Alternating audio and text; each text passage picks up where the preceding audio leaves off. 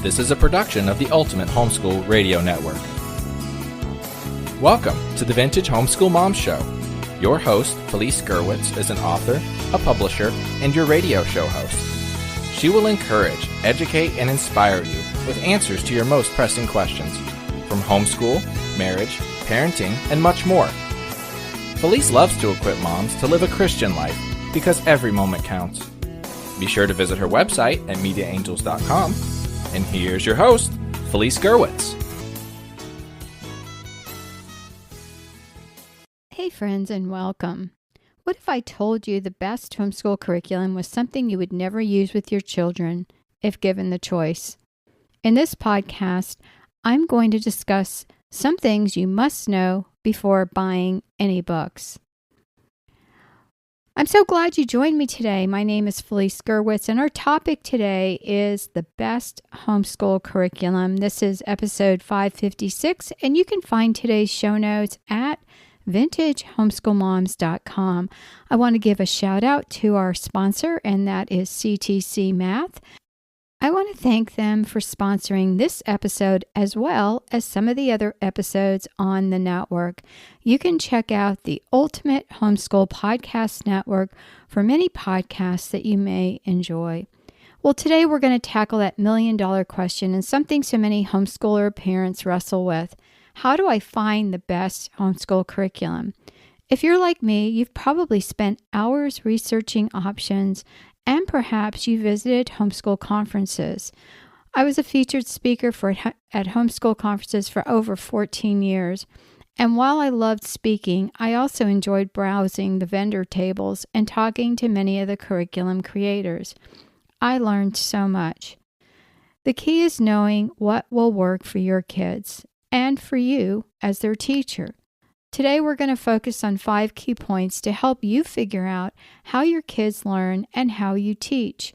I won't name specific curriculums because honestly, it's less about what and more about the how. But we are going to touch on some of the top teaching methods in homeschooling. So grab your coffee and your planner and let's get started.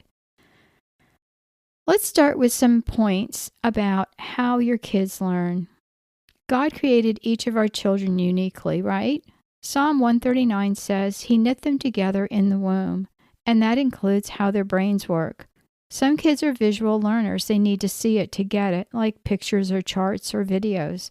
Others are auditory. They thrive on hearing stories, discussions, or even music to lock in a concept. Then you've got the kinesthetic learner, those hands-on kids, the wiggle worms who need to touch, move, or build to understand. And then there's a combination of all of these learners, some who need to see and hear it as well as touch it. So since most kids aren't just one style, that's where it's going to take some of your observation skills, mom and dad, to really think about what your kids gravitate to and how they learn. My oldest loved audiobooks, but he also needed to sit on the floor with his feet on the chair. And I would insist that he sit up, not only to find out that while on the floor he was actually learning. My youngest liked to doodle to focus. Observing your kids is a key. Watch how they play and how they solve problems.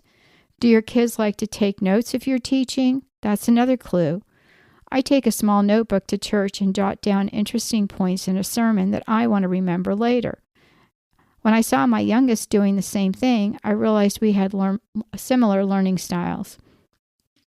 So if we write it down, we remember it better, and that's a clue. Sometimes when I write things down, I never have to look at it again because it helps me remember.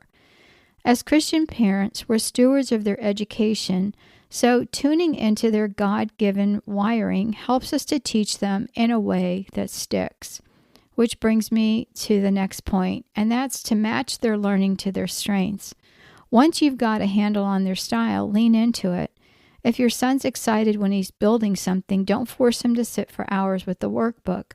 Let him construct a mini catapult after you've taught about the concept. Mine did, and I still have videos of the catapult they created outdoors. If your daughter's an auditory learner, let her narrate a book like a radio drama. Of course, you can't always design a curriculum around every single one of their learning needs, but what you can do is give them time to be able to really shine in the areas where they need to. This is where some of the top homeschool methods come in. We've talked about the classical method and the Charlotte Mason method in some of the past episodes.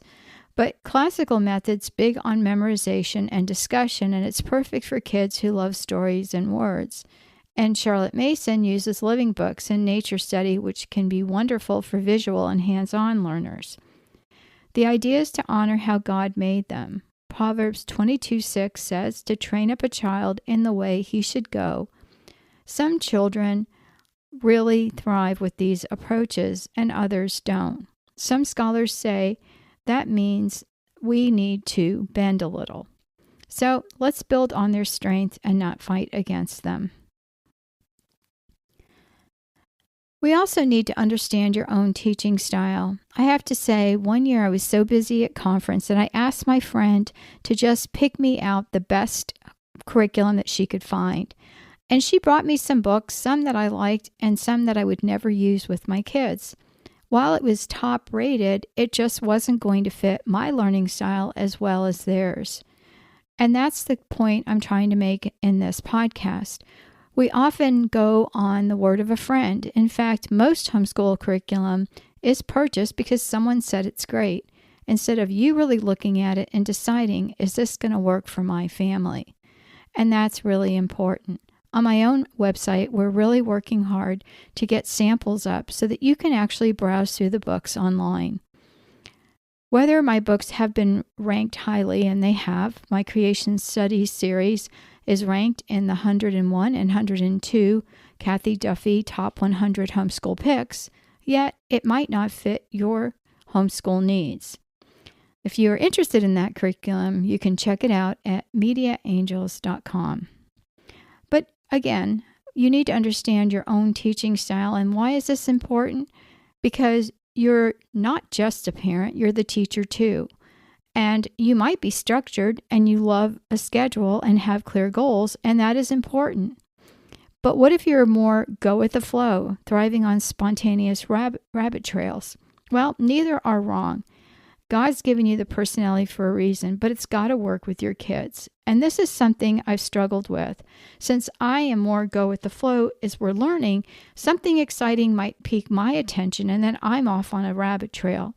Some of my kids thrived on this and others did not. If they wanted to get out of work, they'd ask a lot of questions and watch me go off on these rabbit trails. And it didn't take me long to say, great question. Do you want to do the research and present it to the family tomorrow? It was one way to see if they were really interested or just testing mom. I love to learn, so for me, it was exciting either way. If you're super organized, something like the traditional method is going to work better for you, and that's more textbooks and lesson plans. You can still use textbooks and lesson plans and incorporate some of the things that your children thrive on. If you're more creative, the unit studies method is going to be perfect. And that's really what I landed on for a majority of my homeschooling, especially in the younger grades. Why did I like unit studies? Because we were able to interrelate so many different subjects into one core or overall theme or topic. For example, history and science. Or I can incorporate information about the Lord or creation. I've learned the hard way that if I'm stressed and forcing a style that doesn't fit me and my kids, they feel it too. Colossians 3:23 says, "Do everything as unto the Lord." So let's teach in a way that brings us joy, not burnout. And be flexible. And you can be flexible even if you're not with faith. Faith was very important for our homeschool and pivotal as a reason we remained homeschooling for all 12 years of the children's school-age life. Homeschooling isn't a one-size-fits-all. Truly, it's a gift. There have been times when I was burnt out of homeschooling, and there were times where I even pulled back from the speaking circuit because I was overwhelmed. But that's okay. We can take that break and get refortified. You know, I had children, and some of them were just visual learners, and they needed more art projects or more creative outlets in order to really grasp an idea. If I talked about, let's say, building a fort, well, they actually had to build a fort to get the concept. And maybe your visual learner needs more art projects to grasp biblical geography, or your kinesthetic kid needs to act out the parting of the Red Sea. Okay, I'm being a little facetious here, but you know what I mean. The beauty of homeschooling is that you can adapt. Methods like unschooling are great for some, and as I've shared in past episodes, I just couldn't do it. I needed more structure, and that was way too loose for me. But I know of many people who unschool and do it extremely well, and their children thrive. As Christians, our faith anchors us, and that's important. Deuteronomy 6 tells us to teach God's commands diligently to our kids. When we sit, walk, lie down, and rise up.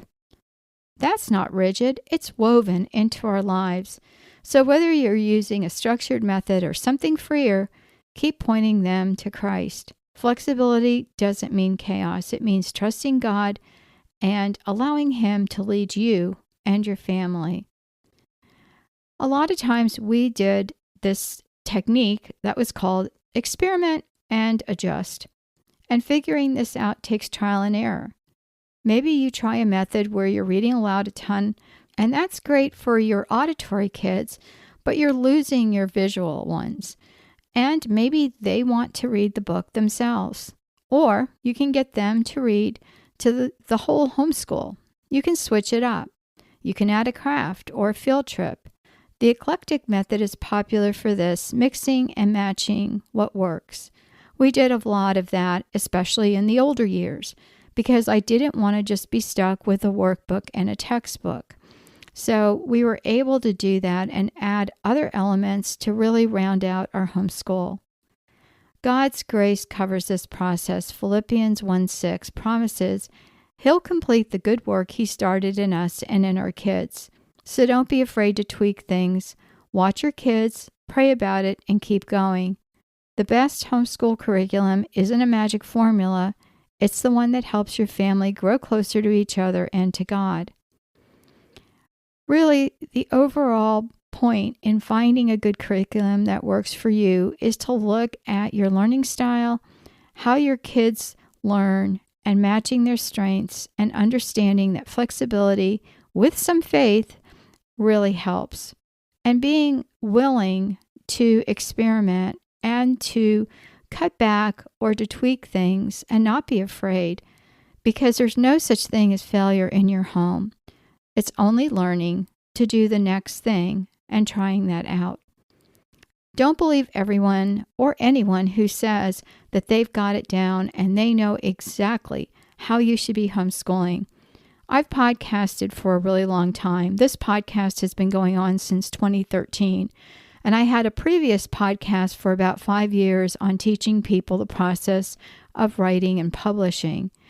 And it always makes me smile when I see a young homeschool mom who maybe has homeschooled for 2 years and says she has it all together, and she's teaching all of these techniques on child rearing, and she has a 2-year-old. So I'm going to tell you that even though my kids are grown now, and my youngest is going to be 25 this year, I am still learning as a mom.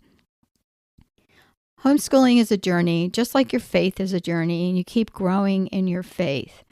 And while we homeschooled using a Christian lens, it was important for us to have discipleship as much as education. So thanks so much for joining me. Until next time, we're going to tackle something new once again. And if you enjoyed this podcast, please share it with a friend and give me a star rating on your favorite podcast app. Take care, God bless, and I'll talk to you soon. Bye-bye. Thanks for tuning in to the Vintage Homeschool Mom Show. Visit Felice at MediaAngels.com and TheVintageHomeschoolMoms.com. Vintage Homeschool Moms is a production of the Ultimate Homeschool Radio Network.